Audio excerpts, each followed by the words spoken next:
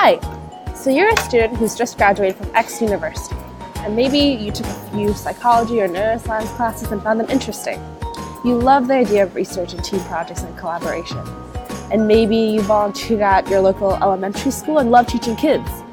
And now you need some post-graduation plans. How are you going to combine your interests into one? Consider the field of educational neuroscience. We're going to be defining it as a young discipline in of its own, one that combines everything from cognitive neuroscience to imaging to educational theory to human development. It is a novel field that puts teaching in a science context, something that really appeals to teachers who want to improve how their students learn. Researchers argue that educational neuroscience represents a new interdisciplinary research area with direct relevance and implications to educational practice. Perhaps they aren't wrong. Numerous researchers have considered the importance of this field in this day and age. For example, Marielle Hardiman and co-authors published a paper on brain science and pedagogy intersections and the need for precise, interdisciplinary dialogue at conferences and other opportunities for collaboration. The authors also identified important stakeholders such as educational policymakers, practicing teachers, publishers, and media, and even researchers themselves. Other authors, such as Howard Joseph Benn in 2010 through recent literature, have been pushing this initiative to grow the body of translators, who can bridge the gaps between bench science and actual practice. And we need to find a way to do this accurately and ethically to best represent valid research and classroom interests. And in modern-day schools, perhaps that's just what we need to build more efficient classrooms.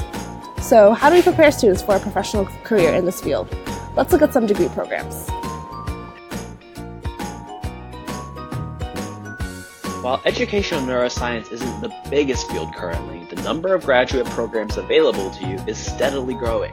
From Ivy League schools like Harvard to smaller state schools like UNC Pembroke, there is a super wide variety of programs to choose from that will fit your needs and interests. Johns Hopkins University has one of the most thorough educational neuroscience programs. Located in lovely Baltimore, Maryland, JHU's graduate neuroscience program, Mind, Brain, and Teaching employs some of the finest minds in educational neuroscience, such as Marielle Hardiman. However, it is important to note that this two-year program is fully online. While the program encompasses and includes a wide variety of related disciplines, the online structure might not be for everyone. Vanderbilt's program is also very well known and developed. Their program is special because it is a research-based one. Rather than just learning in lecture and discussion educational neuroscience principles, you would be working hands-on with researchers in the field.